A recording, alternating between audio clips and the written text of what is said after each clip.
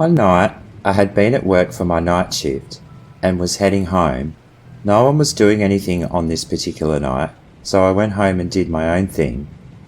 I was driving along the main road, heading out of town, just like normal. I was out of town now, and I was getting close to being at home.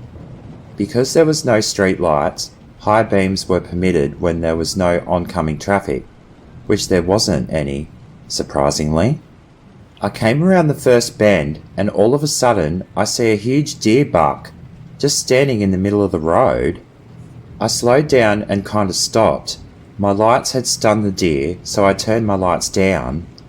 I could then see more deer legs walking onto the road into the light behind the buck. I then put my lights back up and seen that there was a family of deer crossing the road. The doe and the foal crossed and went out of sight, but the buck was still standing there. I didn't want to drive any closer because I had a feeling he wasn't going to move. Plus, those antlers looked really intimidating.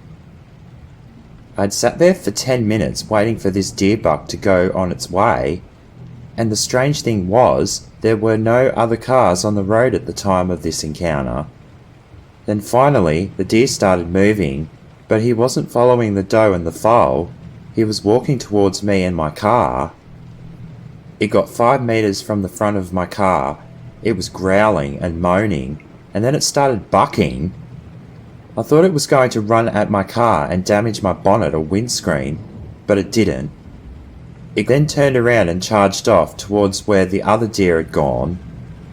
Once it was out of sight, I started driving forward, and then soon after, I made it home safely. My mum and dad were still up, and I told them what had just happened. My dad told me I did the right thing, and that there has been other reports of deer wandering around the area, and to keep my wits about myself when driving at night. I've come across kangaroos, cows, dogs, cats, foxes, and this was a very first for me.